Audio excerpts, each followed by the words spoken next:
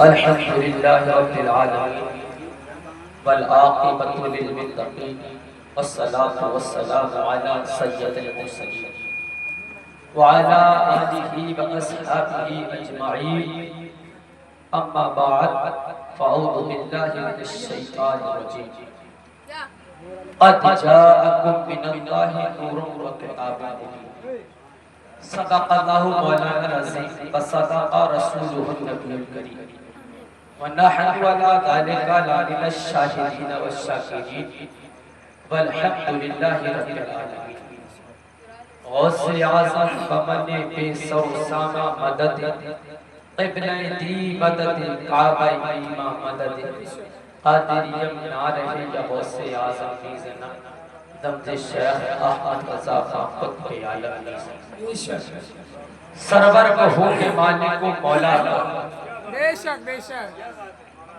سرور کہو کے مالک و مولا کہو باغ خلیل کا گل زیبا کہو تجھے تیرے تو بس پہ عیب ہے تنہائی سے گئی حیران میرے آقا کیا کہوں بے شک سبحان لیکن اللہ رضا نے ختم سخن اس پہ کر دیا لیکن رضا نے ختم سخن اس پہ کر دیا خالق کا بندہ خلقہ کا کہو بے شک سبحان اللہ دیکھیے حضرات آپ نے مولانا ہمارے مولانا فیضان صاحب برابر میں ہمارے لیے بھی انہوں نے خطاب کیا یہ مولانا محمد رضا شاعر اسلام جناب معروف نظامی صاحب نقیب اہل سنت ہمارے چھوٹے بھائی اقبال بھائی تشریف رکھتے ہیں اور تمام طلبہ بھی اس ممبر پہ تشریف رکھتے ہیں ماشاءاللہ آپ نے بڑے جوش و خروش کے ساتھ آپ نے تقریر سماعت اور آپ ابھی تک یہاں پر حساس بیٹھے ہوئے اللہ ہماری اور آپ سب کی حاضری کو قبول فرمائے اور ہمارے جو ہم سے قبل جن لوگوں نے تقریر کی اللہ ان سب کی عمر میں برکت عطا فرمائے پروردگار سب دنیا کی دولت سے بھلا میں ایک بات بس سادگی سے کہنا چاہتا ہوں تقریر کا میں آواز دیکھیے ہر فرد کا اپنا اپنا ہر شاعر کا اپنا اپنا ہوتا ہے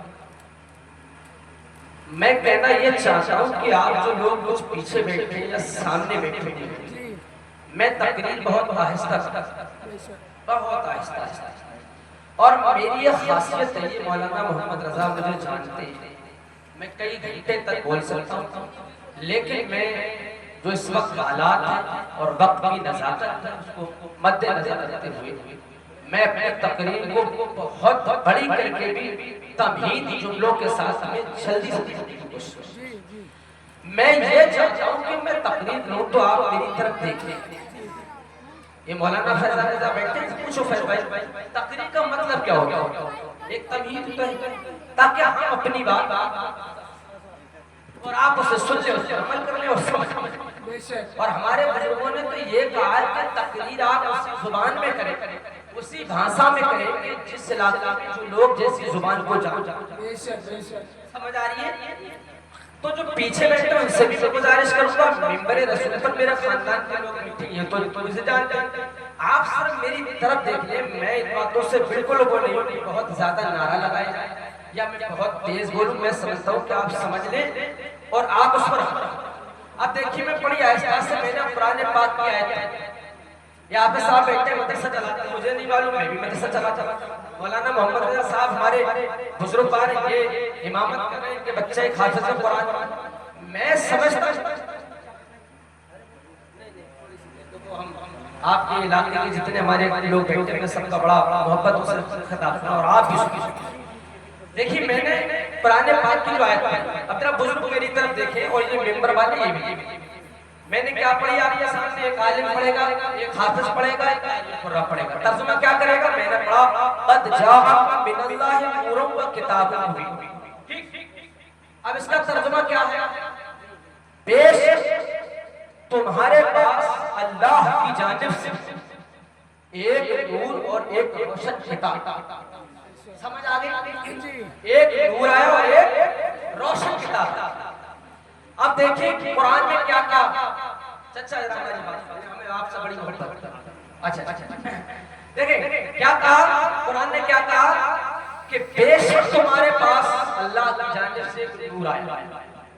اب ذرا فیضان بھائی اور پیچھے یہ بیٹھے یہ سارے لوگ ذرا سنیں، قرآن نے کہا بے شک تمہارے پاس اللہ کی جانب سے نور آیا، ایک روشنی۔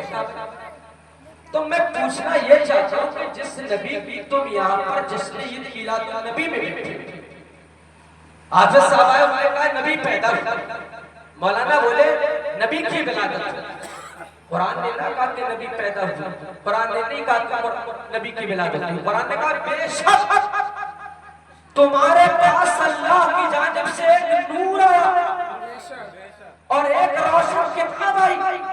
اب ذرا لفظ آیا، اب ذرا لفظ آیا پہ غور کریں۔ قرآن نے کہا کہ تمہارے پاس بے شک اللہ کی جانب سے نور آیا، تو ذرا حافظ صاحب بتاؤ آقا کون ہے جو پہلے سے موجود؟ بے شک بے شک بے شک جو پہلے سے موجود جو پہلے سے موجود ہو، آقا کون ہے؟ ذرا پیشکی کہتے سنیں، آقا کون ہے جو پہلے سے موجود ہو؟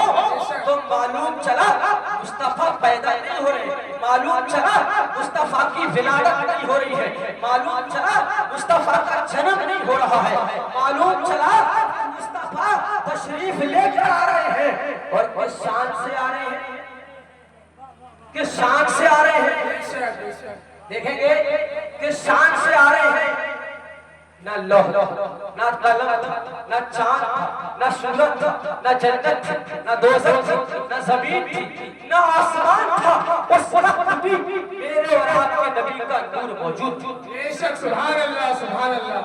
پتہ لگا مصطفیٰ آ رہے ہیں۔ اب ذرا تھوڑا پیچھے پہنچے، یہ حافظ صاحب نے بھی تقریر کی بتایا کہ معلوم چلا کہ آ رہے ہیں، تو جب مصطفیٰ آ رہے ہیں تو پہلے کیوں بے شک بے شک پہلے کیوں نہیں آئے؟ اتنے انبیاء رسول کی بعد میں کیوں آئے؟ آ رہے ہیں تو پہلے آتے۔ تو اب مجھے کہنے لیے دیا جائے ہر ابتدا سے پہلے ہر بے شک بے ذات شک نبی بلند ہے ذات خدا کے بعد، بے شک بے شک یہ لوگ احترام کے قابل، میں ان سب کو مانتا ہوں، مگر مصطفیٰ کے بعد فرشتہ تھا، نہ عابد تھے، نہ ظاہر تھا خدا پہلے، بنے ساری خدائی سے محمد مصطفیٰ۔ سبحان اللہ سبحان نعرے تکبیر، نعرے رسالت، سرکار کی آمد، جشن عید میلاد النبی، خاندان اہل بیت، نسل کے اعلیٰ حضرت۔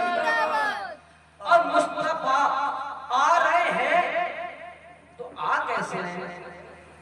تمہارے اور میرے باپ حضرت آدم علیہ السلام دنیا میں سب سے پہلے تشریف لے گئے، نسل انسانی کے بعد اللہ تبارک و تعالیٰ نے امانت کے طور پر مصطفیٰ کا نور حضرت آدم علیہ السلام کی پیشانی میں رکھا۔ بے شک سبحان اللہ۔ مصطفیٰ کا نور کہاں رکھا؟ نشانی میں آدم علیہ السلام کی پیشانی میں۔ کون سا نور؟ کہ جو سب کو چمکاتا تھا، سب کو چمکاتا تھا۔ آدم علیہ السلام کی پیشانی میں اللہ نے امانت کے طور پر میرے اور آپ کے پیارے نبی کا نور رکھا۔ جب آدم علیہ السلام دنیا میں تشریف لے کر آئے تو یہ نور جو تھا منتقل ہو کر حضرت سیس علیہ السلام ان کی پیشانی میں پہنچا، پھر یہ نور حضرت ادریس علیہ السلام کی پیشانی میں پہنچا، پھر یہ نور حضرت لوط علیہ السلام کی پیشانی میں پہنچا۔ میں نے قرآن کی آیت پڑھی، میں نے کہا کہ لفظ آیا قرآن نے استعمال کیا، یعنی مصطفیٰ آ رہے ہیں، آدم کی پیشانی میں نور مصطفیٰ پہنچا تو آدم علیہ السلام کی پیشانی چمکنے لگی، حضرت سیس علیہ السلام کی پیشانی میں نور مصطفیٰ پہنچا تو حضرت سیس علیہ السلام کی پیشانی چمکنے لگی۔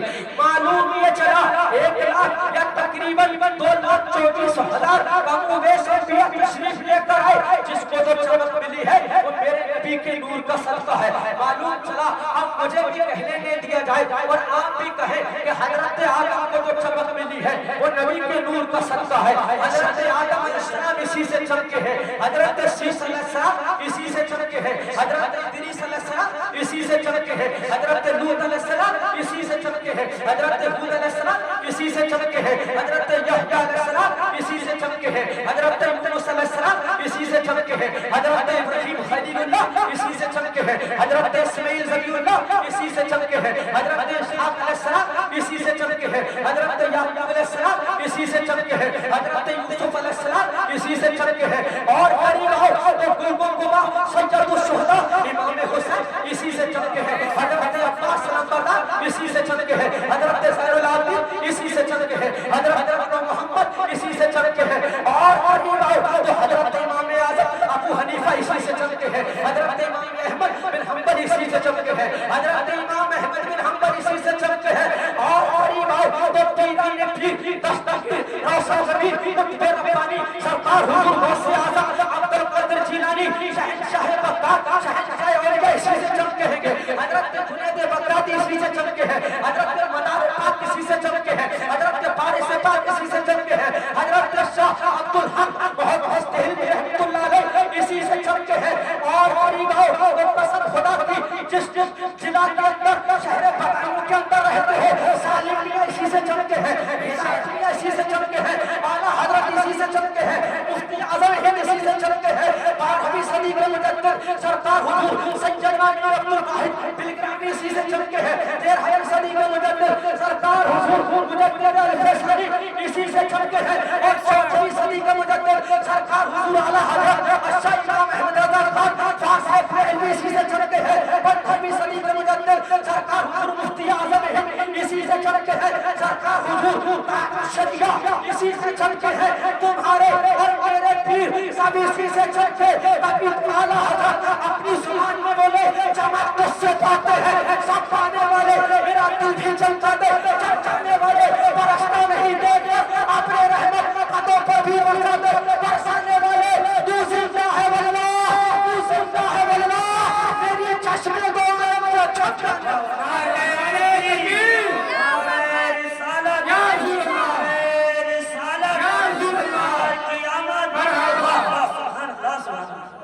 क्या बोले चमक तुझसे पाते सब पाने वाले, मेरा दिल भी चमका दे चमकाने वाले, बरसता नहीं देख कर अमरे कदों पर भी बरसाते बरसाने वाले, तू जिंदा है अल्लाह, तू जिंदा है अल्लाह, मेरी चश्मे तो आलम से छुप जाए। अच्छा ये बताओ तकरीर समझ में आ रही है? जी तकरीर समझ में आ रही है? तो मैं ये सोचता हूँ कि 1 घंटा सुन लेंगे, सुन लेंगे? वैसे मैं 4 घंटा बोल सकता हूँ इसी नूरे मुस्तफा पे। ये मौलाना मोहम्मद रजा बैठे, मेरा एक चैनल चलता है मौलाना मोहम्मद जावेद रजा वाहिदी के नाम, आप सर्च करो उसमें मेरी तकरीर निकाले। ये तो हमारे मोहम्मद रजा भाई की कर्म नवाजी थी, मैंने कहा मैं हाजिर होगा क्योंकि इन्होंने आपके बारे में बड़ा अच्छा बयान फरमाते हैं, बड़े अच्छे लोग हैं, बड़े मुखलिस लोग हैं, बड़े मोहब्बत करने वाले। तो मैंने फिर यही कह दिया, ना गजलें ना गाने ना नगमे ना गजलें ना गाने ना नगमे लिखूंगा, नबी की हम नबी के तराने लिखूंगा, जब मैं बताओ खुलूस की किताब लिखूंगा तुम्हारे चेहरों को हंसने गुलाब लिखूंगा। तो समझ आ रही है सबको कौन चमका रहा है? नूरे मुस्तफा। कौन चमका रहा है सबको? नूरे मुस्तफा, नूरे मुस्तफा। अब ये बताओ ये मुस्तफा का नूर कहाँ चला? आदम से लेके कहाँ चला? जितनी पेशानी में गया सबको चमकाता, जितनी पुश्तों में गया सबको चमकाता गया, और ये सब चमकाता हुआ पेशानी कर पेशानी चलते हुए मक्का की सरजमीन पर पहुंचा। कहीं सुभान अल्लाह पहुंचा, मक्का की सरजमीन पर पहुंचा, और मक्का की सरजमीन पर कहाँ पहुंचा? हाशमी खानदान में पहुंचा। हाशमी खानदान में कहाँ पहुंचा? सरदार मक्का हजरत अब्दुल मुत्तलिब के यहाँ पहुंचा। सरदार मक्का हजरत अब्दुल मुत्तलिब की पेशगी में पहुंचा। तवज्जो करना, अब जैसे ये नूरे मुस्तफा हजरत अब्दुल मुत्तलिब जो मेरे सरकार के दादा है उनकी पेशगी में पहुंचा, तो एक मक्का की जमीन पर एक बहुत बड़ी मीटिंग हुई। आप इस गांव के रहने वाले हैं, मैं आपसे पूछना चाहता हूँ, हमारे बुजुर्गों का ये तरीका रहा है, हमें एक मुखिया चुनना होता है तो पूछा जाता है हर खानदान से, ये बताओ हमारा मुखिया कौन होगा, हमारा सरदार कौन ہوگا. اور آج تو مکھیا گھر گھر نہیں ہے، لیکن پہلے ہر قبیلے میں ایک مکھیا ہوا کرتا تھا، لوگ اس کی بات مانتے تھے. اسی حساب سے مکہ کا ماحول تھا، یہی عرب کے قبیلوں کا ماحول تھا، ہر قبیلے کا ایک ایک مکھیا ہوتا تھا. اب جیسے یہ نور مصطفیٰ مکہ کی سرزمین پر پہنچا تو مکہ کی سرزمین پر ایک میٹنگ ہوئی اور میٹنگ میں یہ رائے پاس کی گئی. سارے لوگوں نے کہا یہ بتاؤ یار مکہ کا سردار کون بنے گا. لوگوں نے کہا یار یہ بتاؤ خانہ کعبہ کا متولی کون بنے گا. بڑے بڑے زمیندار کھڑے ہوئے بولے کہ ہم خانہ کعبہ کے متولی بنیں گے. کسی نے کہا سردار مکہ ہم بنیں گے، یعنی ہم مکہ کے سردار بنیں گے. لیکن لوگوں نے کہا نہ تم مکہ کے سردار نہ بنو گے، تم خانہ کعبہ کے متولی نہ بنو گے. میں نے پوچھا مجھے کون بنے گا؟ تو لوگ سارے ایک جگہ ہو کر بولے، بڑے کھڑے ہوئے، بزرگ بولے، نوجوان بولے، مرد پسند بولے، سارے ایک جگہ ہو کر بولے آج سے مکہ کا سردار حضرت عبد المطلب ہوں گے، خانہ کعبہ کا متولی حضرت عبد المطلب ہوں گے. میں نے تصورات کی دنیا میں گھوٹا لگا تھا اور میں نے پوچھا اے سردار مکہ میرے نبی کے دادا حضرت عبد المطلب یہ بتاؤ تمہیں یہ مقام یہ مرتبہ یہ عروج وہاں سے ملا کہ تم خانہ کعبہ کے متولی چن لیے گئے، تم سردار مکہ چن لیے گئے. تو حضرت عبد المطلب نے پکار کے کہا اے لوگو یہ مقام و مرتبہ مجھے مصطفیٰ کے نور کے صدقے میں ملا. سبحان اللہ سبحان اللہ. نعرہ رسالت، نعرہ غوث، مسلک اہل سنت، نعرہ تکبیر. کہا مجھے یہ مقام و مرتبہ نبی کے نور کے صدقے میں ملا.